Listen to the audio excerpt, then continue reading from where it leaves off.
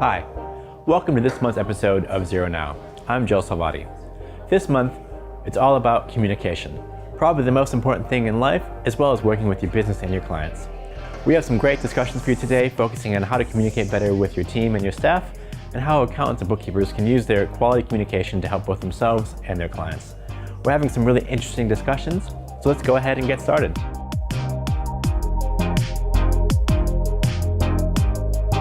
Joining me today are Lena Paras and Katie Bryan from Accounting Clouds and Propeller Advisory, respectively. Thank you so much for joining me today. Thank you. Pleasure. So, what we're here to talk about, of course, is the really importance of having a great relationship between accountants and bookkeepers. So I guess, Lena, when you're, speaking with your clients, and of course, and you're sharing the relationship with Katie, how do you communicate that with your clients? Do you sort of bring them along on a journey about how the bookkeeper and accountant can work together? How do you set it up so they understand the roles of both of you and how they can help support them? Well, often for me, clients will have maybe not had a bookkeeper before and maybe only worked with an accountant and not felt like they had any kind of choice as to who they might want to work with. And so they'll come to my firm and we'll start getting their stuff sorted out and getting their books organized, and then we'll get to a point where we discuss, so do you have an accountant? And they may have one or they may not. And I very often get asked for recommendations, and I have a handful of people that I work really well with, but we were specifically sort of looking for a female accountant, and I already had a number of clients who had requested if I could find one that we could trust, and I felt instantly that we could work well together. Right. And I guess once communication starts flowing and they can see that the way that Katie operates is similar to the way that I operate, it's a win-win for everybody. I think when we work together, it leads to that trusted advisor sort of role. So if we don't work well together, then I don't feel like they can really trust either party. Yeah. So I think it's important. You both work with creatives and the creative industry, which is of course a broad brush I'm painting here. But do you find there are certain differences in how you work with creative clients versus others? Yeah. To put it simply. Yeah. I think that creative clients, they obviously vary from client to client. You've got some that get really kind of anxious about the numbers, and then you've got the others that just don't want to know anything about it and just make it all go away, and that's all fine. Or the ones that think they are accountants themselves. Yeah, maybe, that's right. Or that it's probably really easy, and if they have Xero, surely they can work it out. Yeah. And then we pick up a big mess. Yeah. That could be any industry. But I guess that's exactly right. Thinking about the industry, and knowing that creative pursuits often can be very up and down with revenue and planning for that. Do you feel like you approach them differently? How do you work together to help them with their finances and their forecasting and planning of their career and their money? Yeah, so I find with a lot of my creative clients, the first thing we do is build a forecast for them, just so that they can manage those lumpy periods, because sometimes they might go 2 months without new income coming into their bank, but they've got a big amount coming in another month's time, and to be able to manage cash flow can be quite difficult if they haven't planned for that. So I think that's a huge thing, planning out the cash flow for them, making sure that they put money aside for tax and GST and all that sort of thing. I think that's also huge, really helping them manage those ups and downs. So, what have you found has been the benefits of, focusing your efforts on a particular industry, such as creative? How's that helped your business? I guess you can gain a lot of knowledge about that particular parts of creative industries, and therefore you may not need to ask as many questions of the client. What I find with the people that I work with is it's like a little village of its own, and they all work with each other. So I'll see transactions in one file going to one of my other clients, and if I ever need an invoice, I know where to find it. So it just makes everything flow a lot better when you're aware of the industry that you're working on and you have that experience, I think.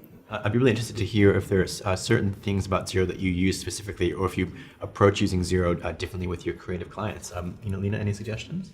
Well, what we have a range of different creative clients. So it could be a musician or a ceramicist or a small boutique or a jeweler or whatever. And we have a selection of chart of accounts that we use for each different sort of arm of creative endeavor, I guess.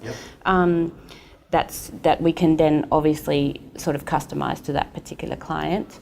Another thing that we use is we use the tracking codes in Xero a lot, particularly for musicians or people who run different projects throughout the year, like festivals and things like that, which makes it a lot easier to track separate projects, and instead of having to have an outside sort of spreadsheet, which, I mean, you kind of still have to have that, but also the Discuss tab in the Xero reconciliation window is great for communicating with people who like logging into the app. Not everybody likes to log into Xero, but Cool. Katie, how about yourself? Yeah, so I've got like quite a few talent management agencies, band bookers, that sort of stuff, and they actually get great benefit from Xero projects. It's a huge one for them because they can manage the income that relates to a specific job, put time against it, all their expenses can go in, they can manage reimbursements, and it just works so well. Yeah. Excellent. So it sounds like there's a few different ways, especially with the itinerant nature of creative, some ways where you can do things, keeping track with Xero projects and really engaging them. I'd imagine also, if you're on the road using the app to keep track of expenses. I mean, being a former creative myself, I used to have a spreadsheet for all the things that I had to do, and if I had been taking photos of my receipts, it made tax time so much easier. I think the new Xero expenses and that app works incredibly well for that. And also, I think the Xero app, the way that the reconciliations, it kind of makes it like a game. A lot of my clients are like, it's kind of fun. Like I go in and the cards match each other. And so I think that makes it a bit fun for them. Excellent. Cool. Sometimes too fun, I think. Too fun, exactly. Too much Stop clicking. reconciling. Stop clicking. Even if it's green, doesn't mean it's quite right. Yeah, exactly. Very good point. Yeah. Cool. So I guess, when it comes to that financial literacy and the mindset of your clients, do you spend much time taking them on that journey? Is there a big education piece, or does it vary by client? Yeah, it varies by client. Some clients really do need to be educated and kind of handheld a little bit. And I think it's just more about being available to the client. Like that's so big, rather than just, okay, I've done the work, here's the finished product. Actually having that meeting, talking them through it, is really important, I find. It's a major thing that I've found lacking with some accountants is that clients basically feel like they're flailing and they don't know who to turn to, and so they come to us, but it may be out of scope for us, or it may be just above our capabilities, such as tax planning and those sort of things. And we're now like pushing for clients to approach their accountants at a certain time of year to make sure that they get that time, because that should be part of the package. And so, I mean, that's fantastic, right? And bringing it back to the idea of having that great relationship. Do you have any advice for anyone who might be watching who's an accountant or bookkeeper and wants to develop those relationships? What's the best way for them to start, or how can they improve their communication with their counterparts? The main thing is to find someone that has the same values as you do, that works in a similar way, and that you can trust. Understanding, I think, that it's not a competition about who's right, or who. It's not a popularity contest with the client. You should be working as a team to achieve the results that the client needs. I think face-to-face meetings and phone calls over emails, just so that tone doesn't get lost. That's a great point. Especially initially, until you get to kind of know each other. Because I definitely think with the kind of move to all text communication can create a lot of misunderstandings. We lose the nuance. Yeah. I guess, Lena, could you give us an example of what you feel really resonates with your clients in the situation between Katie and yourself, and what they value?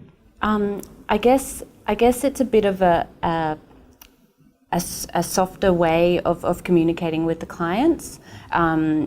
Just I'm not saying that other people are not kind, but to understand that there's perhaps a bit of anxiety behind the financial side of running a small business, or if you're a solo operator, you don't have an executive team around you to kind of support you in making big decisions. You may not even have anyone on your team who you can talk to about big decisions. And what Katie and I do with some clients is that we have a board-style meeting once a month. Maybe we're not there every month. Maybe it's just one-on-one now and again. But we can be there to discuss all the issues that are going on and get an understanding of what's kind of happening for the client. And in that way, they feel like they have support, and we're collaborating around their finances rather than sort of laying down the law of how they have to do things, I think. So, where would I start? So if I'm working by myself as an accountant or bookkeeper, right, and you want to go out into the community, and you want to do that, including, of course, we have the Xero, coffee groups for some bookkeepers and some accountants.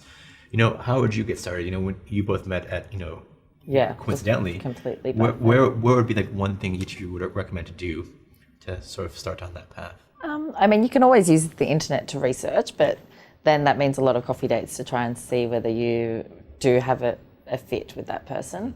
I know that my Xero account manager has been amazing for me. So there's been bookkeepers that have actually asked her to find an accountant that she thought would fit well with our firm, and she's actually done that, which is amazing. So I think talking to other peers in the industry about whether they know anyone that might be a good fit for you and your firm, I think that's huge. Great. Lena, any other thoughts? I guess I'm the worst at this, but turning up to events is probably a really good idea for networking.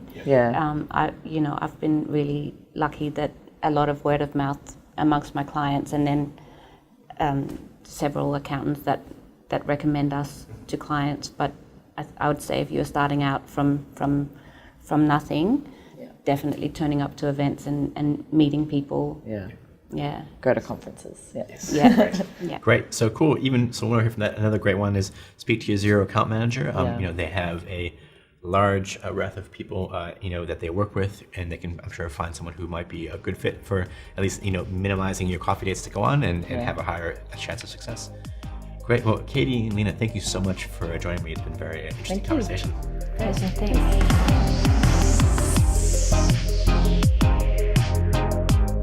Joining me is Jenny Stevens, the delivery lead here at Xero. Jenny, it's so great to talk to you today. Thank you. It's awesome to be here. So we're here to talk about communication, which is probably one of the most important things in life. Before we dive in, can you explain a bit about what a delivery lead does? Yeah, sure. To be honest, I'm still finding it out myself. But originally, I was hired as an agile team facilitator, and the role delivery lead is pretty similar. We are people that work alongside development teams to help them become more awesome, and that's by unblocking their processes and their communication and improving their teamwork. A lot of what we're talking about today is how accountants and bookkeepers can work together. And now this might be an unfamiliar topic for some of our people viewing at home, or also thinking about doing this with another business might seem a bit daunting. What are ways you think that some of our partners can look at the relationships that they have today with an accountant or bookkeeper and perhaps start down this path? Come to your common ground. What is that purpose that you're all there for? If you're working with somebody, there's a reason, and you have a purpose, and you have a goal, and you have an outcome. So start with that, and always come back to that common ground. And then build that communication, and so be honest with that person as well. Sort of like, look, I can come across as a little bit terse because I'm very busy and things like that, but that's just the way that I communicate. I prefer that we don't do phone calls. If we could do emails, that would be preferable for me because of the way my life works at the moment. So be clear about all these things. It's about not making assumptions about how the other person works, and also just showing them respect through that. So how would you like to be communicated with? So I think, if we boil all of it down, we're looking at, of course, communication, very clear on expectations, being respectful and developing trust. Now, at the surface, again, they all seem like basic human things we all like to do. I might take some of this home tonight to do as well. But do we put it all on the table and be very clear on our expectations to make sure that we're not passing ships in the night? It does. It's managing expectations. It's about being honest and authentic yourself as well. The other thing that's really important to remember with communication is that you're as responsible for the other person to have received your communication as you are to have given it. And so when you are communicating with somebody, I work with teams who are often filled with very introverted type of people, and they're often given that message that they need to change. I like to say you don't need to change the way you communicate, but you do need to observe if the other person has received your message, and if they haven't, then you adapt until they do. There's nothing more frustrating than people who go, well, I sent them an email, they should have got it. Well, actually, it's your responsibility to make sure that that person has received your communication as well. So, of course, in any scenario at work or working on a project or in life in general, conflict can arise. What tips do you have for people to try and address that conflict up front to prevent it from escalating? You've just got to remember that we're dealing with people, and conflict is just two people who probably have the right ideas. That person has a right idea, that person has a right idea, they're both right. But what you've got to get back to is what is best to move forward. So it depends on when the conflict occurs, and it depends on the scale, but it's always best to try and get it before it goes too far. And I'm kind of a fan of trying to address it in the moment, because especially if there are other people around, because that's impacting them as well. And I'm only talking if it's like a little headbutting, and just sort of go, hey, what's going on with you two? Do we need to go outside and talk about this? That sort of stuff. Just putting some sunlight onto it, to drawing a little bit of gentle attention to the behaviour. Because I think when people are in that state and they're having slight conflict, they think they're being super clever and no one else is noticing, because we never actually respond to that. And then perhaps in that scenario, what you might do is afterwards just sort of say, hey, you two, can we have a quick chat about what's going on? And in an ideal scenario, it would be good to talk to them together, as opposed to going off and having individual one-on-ones, and then it turns into he said, she said, things like that. If the conflict has escalated beyond that, and it's very rare you get the opportunity to nip it in the bud like that, because you're not sure of what's happening at the time, and so often, unfortunately, conflict is mostly dealt with when it's really escalated. Then again, it's still from that point of view of kindness. It's about not putting it into the personal and recognising it as behaviour. And so having a conversation, a strong conversation with the individuals together, and just sort of saying, listen, this behaviour that we're observing, and I think it's really important to use words like observe, because then that depowers it and depersonalise it. It's having this impact on the people around you, on your work, and on yourselves. And then just sort of talk it through. And depending on the situation, you would handle it in different ways. If they were very fiery characters, you would have to obviously minimise that somehow, or just sort of like ask for them to talk in a way that was respectful and things like that, but without getting into it in an emotional way yourself. So if you are going to be dealing with this and you're somehow emotionally invested, try to find a way of not being, or get somebody else in who can kind of deal with that. And then from there, it's about creating, making them really aware of the impact of their behaviour, and then creating a plan for future communication and for how we're going to move forward, and make it very clear that this is what we need to do. But again, it does come back to that common ground. We're all here to achieve this goal. And I think most conflict either comes through, if it's not a personal situation where somebody just has a personal dislike, it usually comes through both people thinking they're right. And, they might be. When I'm dealing with technical teams, they both are right, but we just have to find the best way to move forward. Great. Yeah. For some of our viewers out there, what does it look like? Do you have any tips you can share? Yeah, totally. So I'm going to talk about it as if we were building a team agreement for a team that you work with, and I recommend doing this with any team that you're doing any work for a length of time. So whether it's a project team that you're working with, whether it's your team within the office, even if it's like a bunch of kids that you're coaching for a sports team or anything along these lines. And the way that we do it is we get into a room and we talk about, so I generally will start off, in our case, we at Xero are all permanent teams. So I'm like, right, as teams that work together, there are various explicit agreements that we are bound by. And so, for instance, here in Australia, we have the Australian employment law, we have our employment contracts here at Xero, and we have Xero's code of conduct. Those are the explicit agreements that we abide to as teams. As teams, there are also implicit contracts that we have, or implicit rules, and those are the things like, well, we're just going to turn up, we're going to turn up and do our work. That's sort of implied. It's also implied that we're going to be nice to each other. But where a lot of this comes unravelled is my version of being nice is probably quite different to your version of nice. I like to swear, I like to have a rude joke, things like that. You're probably more respectful and reasonably nice human beings. So we might sort of truck along for a while, but be rubbing each other up the wrong way. And these are the sort of things that can kind of create that festering long-term team dynamics that can be really negative.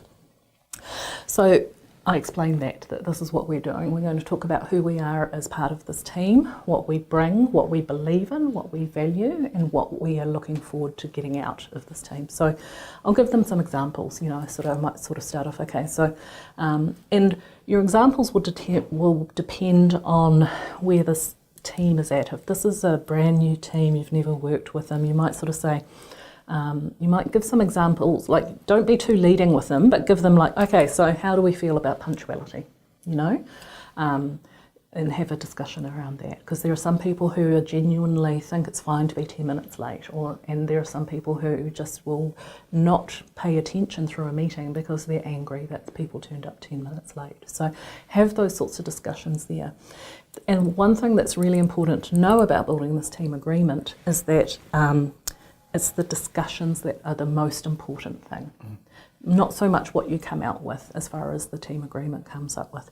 So the way that we might do that is I'll get the team post-it notes, and Sharpies are a facilitator's best friend. I'll get them to write down all the things that they can think of that are important to them on a post-it.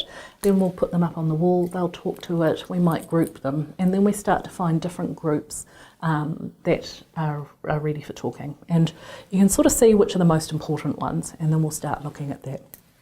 The important thing to think about a team agreement is the discussions are the most important, but a team agreement itself, that once you have sorted through, this should be no more than 5 points long, otherwise you're writing a manifesto. So the ones that always seem to come up are, don't be a jerk or don't be a dick,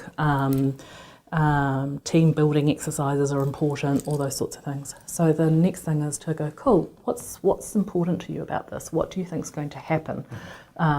What are the, so with things like punctuality, if everyone is pro being punctual and there's one or two people that are not, we're like, okay, so what are we going to do about this, and how much does this matter to you? And it might bring up a conversation where the person is, well, actually, I've got really sick kids at home and it's really hard for me to get away.